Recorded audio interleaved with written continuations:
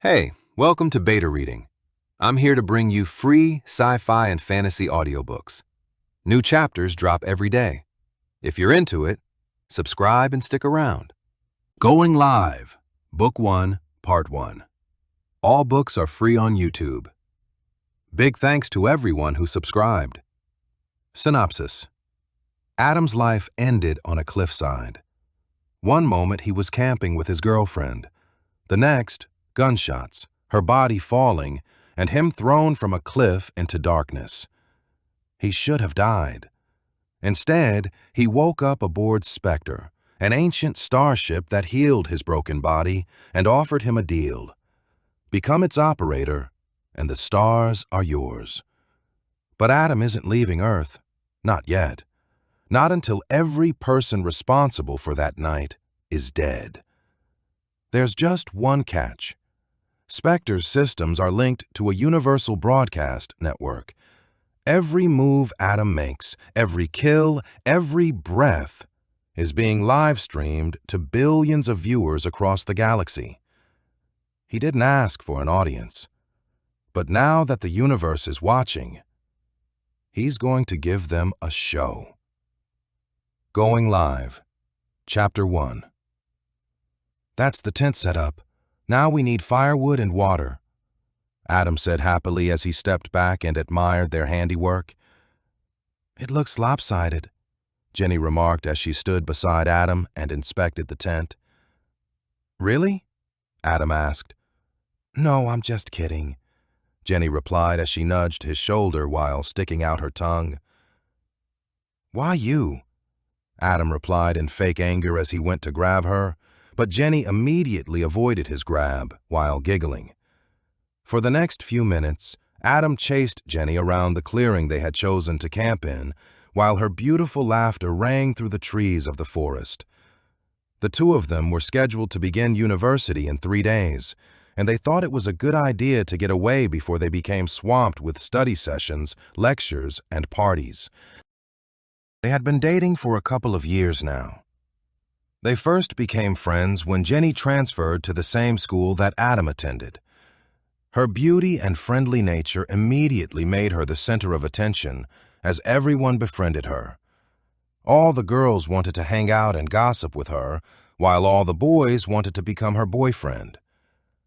Adam was one of the few who didn't attempt to get too close to Jenny, since he knew she, like everyone else in the school, was in a different social class to him. Adam lost his parents when he was very young and was raised in an orphanage until he reached an age where he couldn't stay there any longer, and so the Alamo City Council had set him up in a small one-bedroom apartment.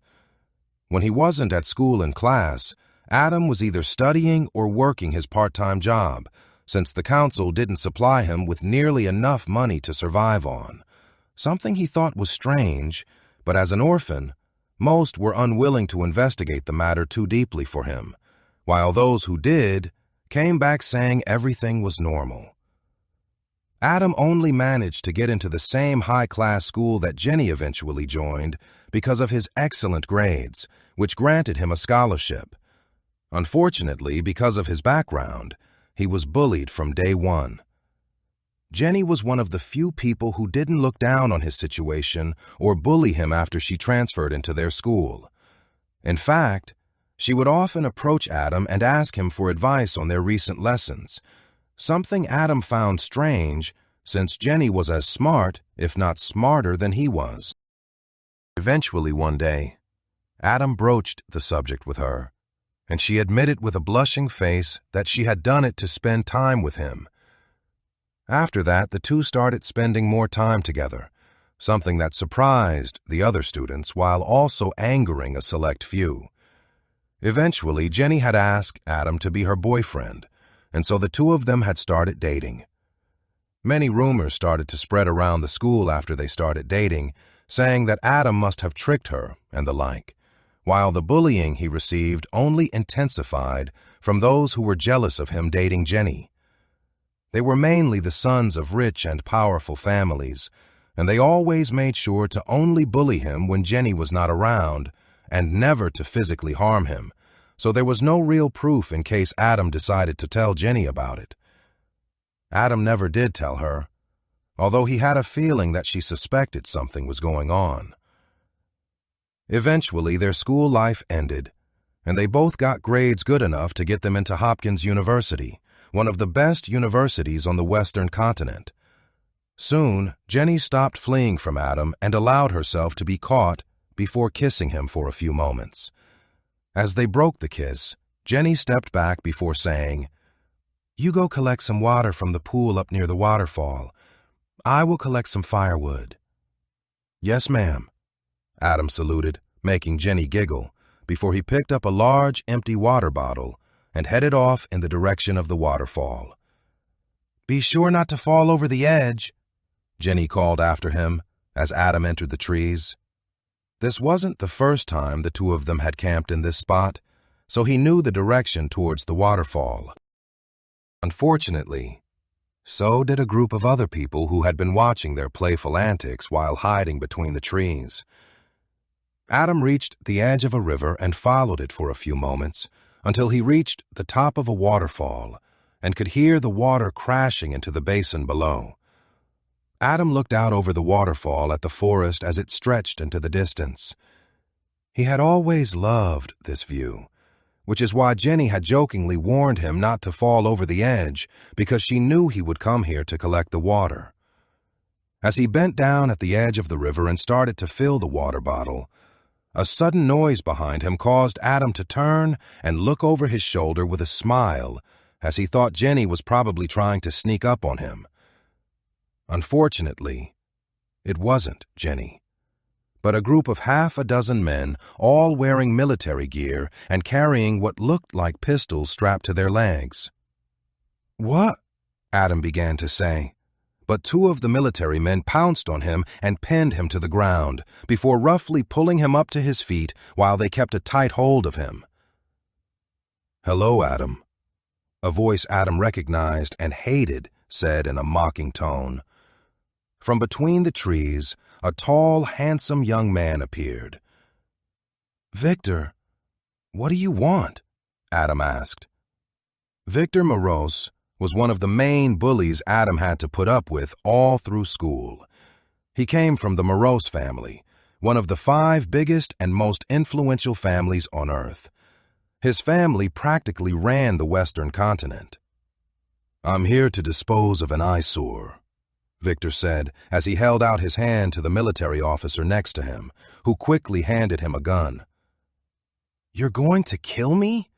Adam asked in shock and fear as his eyes focused on the gun in his hand.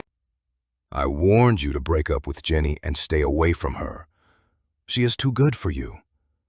But you ignored my warning, and so now I need to take more drastic measures," Victor replied with a crazy smile. "It won't look like an accident if you shoot him, Mr. Morose," the military officer who handed him the gun suddenly said. "What would you suggest then, Captain Simmons?" Victor asked. "Much more believable if he accidentally fell from the cliff," Captain Simmons replied. "Good point. Throw him over the edge," Victor ordered. "Get his phone first," Simmons ordered the two who were holding Adam. As they were about to reach for his phone, a sudden shout distracted them. "Adam!" Jenny cried in alarm before rushing towards Victor, who still had the gun raised at Adam. Caught off guard by Jenny's sudden appearance, none of them had time to react before Jenny barreled herself into Victor and took him to the floor. However, as she did so, bang! Jenny coughed up blood before her body rolled off Victor's, and a blood stain started to spread from where her heart was. "Jenny!" Adam screamed in panic and grief. "I love you, Ada!" Jenny began to speak before the life left her eyes. "Fuck, no, no!" Victor cursed as he quickly got up and checked on Jenny, only to find her dead. "Jenny, Jenny, no, Jenny!" Adam mumbled in shock as he continued to stare at her corpse. "Why is that bastard still alive? This wouldn't have happened if you had done as I said straight away. Now throw him over the cliff," Victor yelled in outrage. Two military officers didn't delay any longer and quickly threw Adam over the edge of the cliff, just as Simmons said, "Get his phone first, you idiots!" But it was too late, and Adam was already free-falling. Adam felt weightless as he saw the top of the cliff and the waterfall beside it suddenly getting further away, along with Simmons and the other two soldiers watching him fall. The cliff edge continued to get further and further away until everything went dark. Deep within a cave that Adam's now unmoving body lay next to the entrance of, a blue light suddenly appeared, and a feminine voice suddenly sounded. Bipedal lifeform detected. Deploying android to collect bipedal lifeform for operator compatibility test. After a few minutes, a being emerged from the cave entrance and moved towards Adam. The being would have passed for a human female around the age of 20 if not for her ears, which were longer and more pointed than a human's, and also her eyes that seemed to have pentagons instead of irises. Bipedal lifeform located. Initiating compatibility scan. That being said, in a female voice exactly the same as before. When the humanoid being focused on Adam, you could see the pentagons in her eyes rotate as they either contracted or expanded. Scan complete. Comparability confirmed. Upgrading designation from bipedal lifeform to potential operator. Error detected. Scans indicate that the potential operator has multiple broken bones, fractures, severe blood loss, multiple damaged or inoperative organs, including the left eye, lung, kidney, heart, and genitalia. Conclusion is that the potential operator will soon cease operating themselves. Transferring potential operator to the med lab. After saying this, the humanoid being collected both Adam and his belongings, which were located near him, and proceeded to transport him into the cave. Chapter 2. Adam lay on a bed as rays of light passed over his body, scanning him.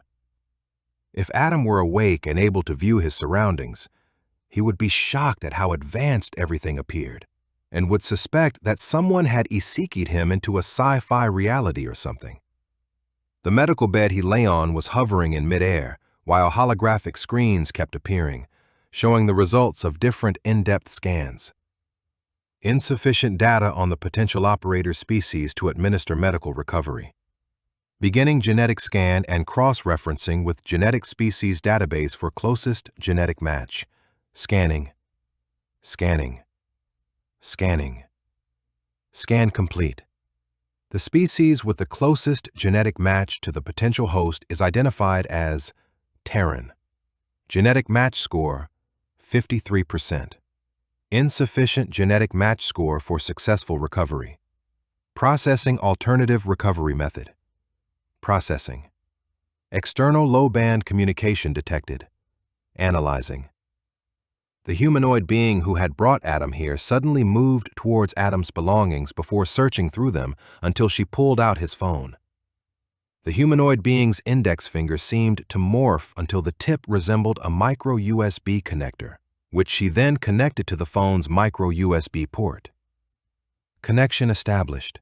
Scanning device files and programs. External low-band communication is determined to be a basic form of global communication network. Accessing global communication network and scanning for potential operator species medical data. Medical data located. Transferring to the main computer core. Data transfer complete. Initiating medical procedures. Estimated time for full recovery including cybernetic replacements, 3 months, 7 days. Initiating full download of all data from the global communication network. Inside the living room of a large mansion located in the wealthiest housing area of Alamo City, a group of people sat before a large TV watching a news feature. This afternoon, during the Prime Minister's questions, the counselor for Metro City asked the Prime Minister a question regarding the murder that took place outside Alamo City just 3 months ago. Let us show you a recording of the question. The TV, which until now had shown a handsome news presenter in a studio, changed to show the parliamentary house for the country of Diodora, which Metro City was part of. A female politician rose from her seat on the lowest bench and addressed the House. Right Honorable Prime Minister, 3 months ago, a brutal murder took place on the outskirts of my fair city, resulting in the death of a beautiful young woman. However, even after all this time, the police have no leads. This further highlights the need to improve protection for women. After all, this is not the only... What does the Prime Minister plan to do about this? After she finished speaking and sat down, a man in the very middle of the first bench on the opposite side rose to his feet and spoke. The Right Honorable Councillor is correct to be concerned, as are we all. I would like to stipulate that my office is in regular contact with Alamo City Police regarding this case, and it is a top priority for me and my office to see this killer brought to justice. After the Prime Minister finished speaking, the camera cut back to the news presenter in the studio, who began to speak once again. As our viewers will know, the primary suspect in regards to the murder of Jenny Downs is one Adam Spencer, who remains at large. Here is the most recent photo available of the individual. A photo of Adam was shown on screen as the presenter continued. The police urge anyone who sees this person to contact emergency services straight away and also warn people not to engage with him as he is likely armed and dangerous. In other news, as the news presenter moved on to a new topic, the sound of the TV was muted as an older gentleman who sat in a comfy armchair with a glass of expensive liquor in his hand asked, "Has the boy's body still not been found?" A butler who stood behind the man in the armchair replied calmly, "No, sir. A search of the area below the cliff has failed to find the boy's remains or belongings, while we have been able to pinpoint the exact location he landed. That is all we have found." "Have you conducted an extensive search of the area?" the older man asked. "We have, sir. An extensive search was carried out the morning after young Master Victor returned. However, no evidence was found that the boy had moved away from his point of impact. All that was discovered was a single pair of footprints leading to and from a cave next to where he landed. However, the cave is very small, only a few meters deep, and there is no evidence of anyone inhabiting it or any of the boy's blood that was at the impact site." "Conclusions?" the old man asked with a sigh while rubbing the bridge of his nose. "Difficult to say, sir," the butler began. "After falling from that height and with the injuries he already sustained, it is highly unlikely he survived. My first guess would be that a wild animal found his corpse and dragged it away. However, there are no drag marks to indicate this happening. Also, the fact that his belongings are gone raises questions, as wild animals would not take them. Perhaps someone found him and removed his body and belongings," Victor finally said. He had been relaxing on the couch with his only expensive drink, listening to his father and the butler talk. "Unlikely, young master," the butler replied before explaining. "As was stated before, there is no evidence of anyone else being there before our search party arrived, apart from the footprints that lead into the cave." "You'd better hope that no one else found him, boy," Victor's father snapped. "If his dead body turned up, it would raise serious questions, and God forbid he is still alive. Why in the hell did you order his body thrown off the cliff instead of just killing him and disposing of his body properly?" "My apologies, father," Victor replied. "As I explained previously, I was not in the right frame of mind after Jenny's death, and I did not think it through properly." "Stupid boy," Victor's father snapped. "You're a child of the Morose family, one of the 5 wealthiest and most influential families in the world. I raised you better than this." "Yes, father," Victor said with his head lowered. "You just better hope your grandfather does not learn of your involvement in this mess-up, or we will both be in for a world of hurt." Victor's father said with a grim tone. Can we not use our family's influence to have the police close the investigation early, Father? Victor asked. Not with Councillor Debbie West bringing it up in Parliament. Victor's father replied. While we have influence over the ruling party and can even sway the Prime Minister, Debbie West is from the opposition, and our connections to them are limited since the Fleming family is their biggest supporter. Fucking James, Victor cursed.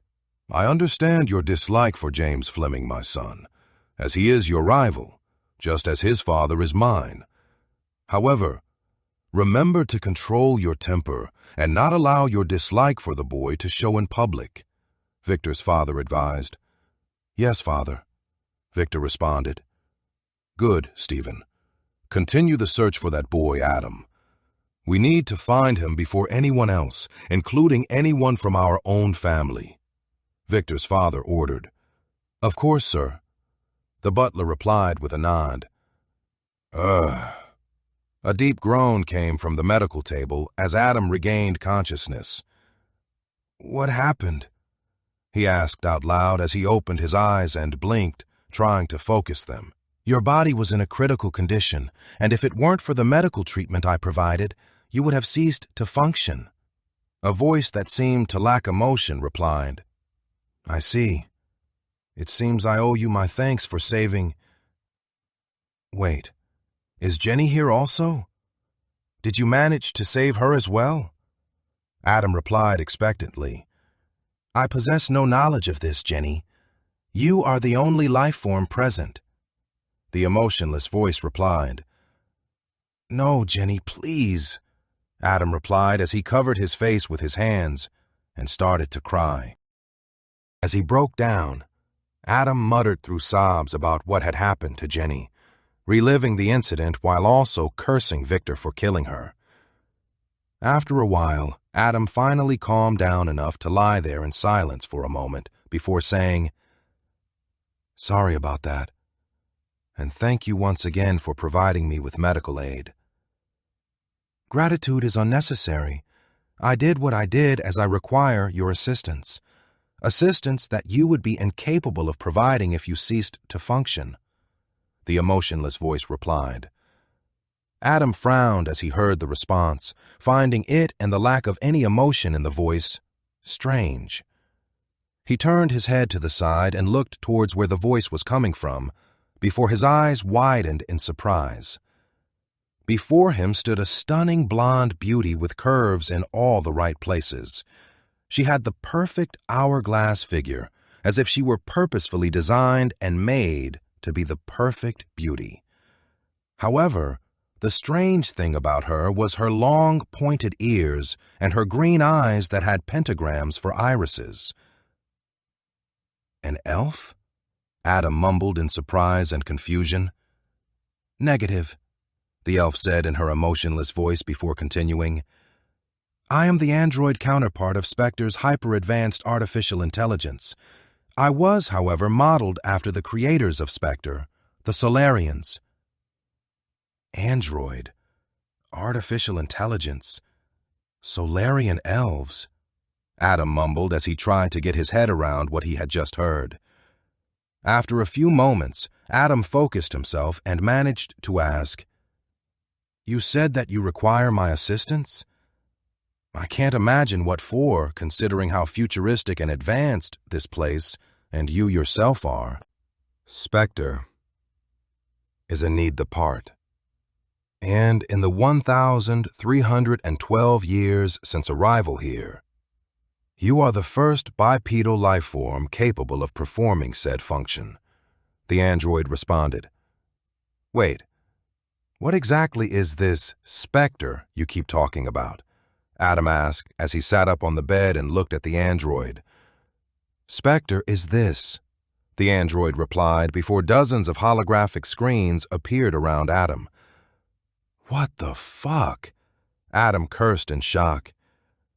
Spector stands for... Chapter 3. After getting over his shock at discovering what Spector actually was, Adam asked, So you have just been lying dormant here for 1,300 years? Surely I'm not the first person to discover you in all that time. Affirmative. You are not. I have encountered your species 7 times over the said time period. Unfortunately, however, they did not meet the requirements to become the potential operator, and so they had to be liquidated in order to keep Spector's location classified. Wait, Adam said nervously. Are you telling me that if I didn't meet the requirements to become the potential operator or whatever, I would have been liquidated? Negative, the android replied. Oh, that's good, Adam replied with a sigh. There would have been no need to liquidate you. You were already about to cease functioning. It would have been more productive just to ignore you, the android said in her cold, emotionless voice. Right, Adam said before deciding to change the subject and asking, So, how do I become this potential operator? You already qualify to become the potential operator, the android replied flatly. Okay, let me rephrase. How do I become the actual operator? While you are the potential operator, you do not presently meet the requirements to become the operator of Spector, which would give you full command and allow you to leave this planet, if you so wish. I can use Spector to leave Earth? Adam asked in shock. Affirmative. Spector is a ship after all. Okay, so why am I not yet qualified to become the full operator? Adam asked. You currently do not meet the psychological conditions because of what happened to the bipedal life form identified as Jenny. Adam frowned before saying, Okay, first off, Jenny was a human like me, not just some bipedal life form. Did this Jenny walk on 2 legs? Yes, Adam replied hesitantly because he could guess what was coming. Then she was a bipedal life form, and my identification was not incorrect. Adam sighed before asking, Fine, but from now on, can you refer to my species as human, or instead of bipedal life form? Request accepted. Species designation upgraded. Thank you. Now what is your designation? Adam asked. My designation is Spector, the android replied. I don't mean this, Adam said, waving his hands around to indicate everything around him. I mean you, the android. My designation is Spector, the android repeated. Okay, fine. Adam sighed before continuing. For now, we will stick with Spector android. However, in the future, we will need to think of a new name for you so that I don't get confused when talking about you, the android, and this. Once again, he waved his arms around him before he changed the subject. So what do you mean by my psychological conditions? The trauma you received from the death of the human-designated Jenny by the human-designated Victor has left a psychological scar which will interfere with your duties as Spector's operator. Spector Android replied before continuing. While medical data shows that, given time, people can move on from the death of a loved one, the nature of the incident will cause distracting thoughts and a desire for vengeance unless they deal with the root cause of the issue. What do you mean by root cause, and what would you suggest? Adam asked. Spector suggests eliminating the human Victor, the root cause, so you can fulfill your desire for vengeance and move on. Adam stared at Spector Android for a moment, as if trying to come to terms with the fact that the beautiful elf android before him had suggested he kill Victor. In the end, he decided he needed confirmation of this. You're suggesting I kill Victor? Affirmative. While I have thought about the idea, I am not so traumatized as to think I could actually pull it off. Victor is from one of the 5 richest families in the world, and that means he has power, protection, and influence. I am no match for the security he has around him. There is no way I could get near him, let alone kill him. That is presently correct, but only because you have not had the chance to get used to your body's upgrades and also received combat training," Spector Android replied. "Wait, body upgrades?" Adam asked with concern. "Affirmative. Here," Spector Android replied before a different holographic display appeared before Adam. This wasn't like the holographic displays Spector Android had shown him before. This one actually moved with his vision. "What's this?" Adam asked in shock.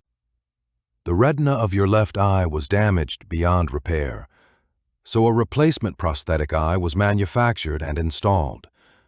This is one of the basic features of your prosthetic eye, a heads-up display, or HUD, that shows you vital information about yourself and the surrounding location in real time, as well as providing status updates, notifications, and many other functions. As Adam focused on his HUD, he noticed it looked very much like a HUD you would find in a video game. It had a compass at the very top that moved when he looked in different directions. The name of his current location was displayed in the top left and currently said Spector Medical Bay. The top right showed a mini-map of his current location. The bottom left showed a heart rate monitor along with a few empty square boxes, while the bottom right showed the outline of a gun. Adam also found that as he focused on a specific area, it increased slightly in size before returning to normal when he stopped focusing on it, or that if he thought about it, he could make part or all of his HUD disappear and reappear as he wished. "Wow, this is amazing! What else did you change?" After asking, Adam's HUD showed a new window picturing a human body with highlighted sections. As Spector Android began to explain, the HUD automatically zoomed in on that specific section of his body.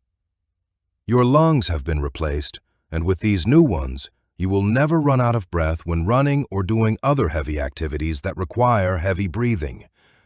Your heart, though not replaced, has received modifications to allow great blood flow to coincide with your increased lung rate.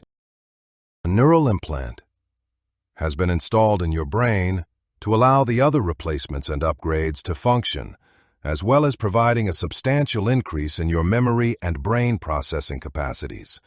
Also, I have already installed the ability to read, write, and speak all known languages. Your skin and bones have been genetically reinforced, allowing for increased durability, such as resistance to knife attacks and other standard blades. It will not prevent damage from ballistic weapons, however, it does lessen the damage considerably. Your genitalia— Wait, what? Adam shouted in shock when he heard the word genitalia, before quickly pulling the underwear he was wearing away from his body so he could look down and check his privates. "What is this? It looks like mine, it's just bigger," Adam asked in confusion.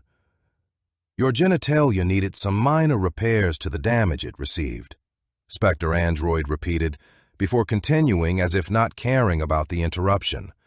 However, because it was deemed too small, an enhancement procedure was performed along with the repairs to bring it up to above standard size, since literature found on the Global Communications Network shows that men prefer their genitalia to be larger. Included is the ability to make your sperm infertile, if you so wish, via your HUD. "What?" Adam asked, before thinking about making his sperm infertile, and as he did so, a message appeared on his HUD. Sperm fertility disabled. As he thought about reactivating it, a new message appeared. Sperm fertility enabled. Sperm fertility disabled. "Wow," Adam said as he decided to leave it disabled. Although he had no plans to have sex in the future, or maybe ever again after what happened to Ginny, he figured it was best to be safe just in case. Noticing that Adam was once again paying attention to her, Spector Android finished the explanation by saying, "Further upgrades are possible in the future if you become the operator and wish to receive them." Chapter 4. So you said something about combat training? Adam asked after Spector Android finished talking about the upgrades. Combat training will include multiple styles of self-defense used by humans, as well as the combat style taught to Solarian Special Forces. Spector Android began to explain. Melee weapons and firearms, along with how to best utilize them in different situations. Tactical espionage and reconnaissance, medical field training. All that will take me years to learn, Adam replied. Negative. Because of the Neuralink installed in your brain during your recovery, all aforementioned data can simply be downloaded into your brain for immediate access. Training within the hollow chamber after download is required to make sure the data download was successful and without issues, while also allowing you to adapt to your new skills. Estimated time for data download is 12 hours. Estimated time for optimal training in the hollow chamber, including rest and sustenance, is 9 days. Because of the amount of data about to be transferred to the potential operator, it is advised that you lie back down as you are likely to lose consciousness. Commencing download in 3 seconds, please. What? Wait, Adam said in a panic as he was still trying to process everything. Long. However, Spector did not wait, and after 3 short seconds, Adam collapsed back onto the bed, unconscious. 12 hours later, Adam regained consciousness before Spector Android led him out of the medical room he had been in for months, and along an octagon-shaped hallway that had silver panels and neon blue lights that lit up as they walked along, before turning off again after they had passed. Spector's android led them both to a pair of double doors that slid open sideways with a slight whooshing noise, revealing a large, square room that was completely empty. The walls, floor, and ceiling were made up of dark gray triangular tiles. In this room, we can make holographic representations of almost anything we wish. Spector Android, explained as an exact double of Adam, suddenly materialized before him. Is that me? Why do I look more handsome? Adam asked as he studied his holographic double. The medication provided to you during recovery contained enhancement fluid that was needed to enhance your body enough to be able to accept the cybernetic upgrades. This physical appearance improvement is a result of that. Adam also noticed the new six-pack he was sporting. While before the incident, he was slightly overweight, now his body and looks would rival any male celebrity. Let's begin, Spector Android said, as holographic Adam vanished and was replaced by a stranger wearing a martial arts outfit. Adam felt weight suddenly appear on his body, and looking down found he was wearing the same martial arts outfit as the stranger, while they both stood on a training mat. After that, Adam spent the next 9 days practicing all the different combat skills Spector Android had just downloaded to him, only stopping for food and sleep. After completing the training that Spector Android had designed for him, Adam was able to get a decent night's rest, after which he showered and had some food. He had been taken to what appeared to be some kind of eating area, as there were tables and chairs set up, along with what suspiciously looked like a bar along one wall. Spector Android had shown him a food dispenser that was capable of producing any food he asked for, and it tasted just as good as the real thing. This was only possible since Spector had access to what it called the Global Communications Network and could download recipes and production methods for different food and drink, though Adam was not sure how it managed to make it taste exactly the same. While Adam ate, Spector Android began a briefing for him regarding his revenge. During the last 9 days that you were training, I have been gathering information on the human known as Victor Morose. Unfortunately, during this time, I came across some information about you that I believe is pertinent to what you're about to do. Adam looked up quizzically. However, before he could speak, several holographic screens appeared around him from several news websites. 18-year-old brutally murdered by boyfriend. Gave her heart to him, and he shot it. Family mourn loss of darling daughter. Prime suspect Adam Spencer still on the loose. The cutlery dropped from Adam's hand as he saw all these headlines, as he asked with a painful voice, "They blame me? But why?" After accessing police records regarding the case, Victor Morose informed the police regarding Jenny Downs' death, and his statement claims that she frantically called him during the early hours of the morning for help after you threatened to kill her with a gun. He then desperately rushed towards your location with some military personnel in order to save her and apprehend you. However, she had already been shot upon their arrival, and you had disappeared with your belongings. He claims they rushed Jenny to the hospital to try to save her. However, she passed away mid-transport. Jenny Downs' parents have also confirmed that the two of you had gone camping. What the hell? It was the middle of the night when everything happened. How did it turn into the early hours of the morning? Adam asked. I hypothesized that it would have taken Victor Morose and his people several hours to come up with a cover story and fabricate evidence. Indeed, phone records do show Jenny Downs calling Victor Morose around 2:30 local time. The hospital medical report shows they reached the hospital at 2:45, and she was confirmed dead at that time. Also, the coroner's report shows the time of death to be between the hours of 2 o'clock and 4 o'clock. However, there is a suspiciously large financial transaction from one of the subsidiary companies under Francis Morose, the father of Victor Morose, paid into a Swiss bank account in the coroner's name. So you're saying they paid off this coroner to falsify the report? Adam asked angrily while clenching his fists. That is the most logical conclusion, Spector Android confirmed before adding, there is also financial evidence showing the case's chief investigator receiving a payoff in a similar fashion to the coroner.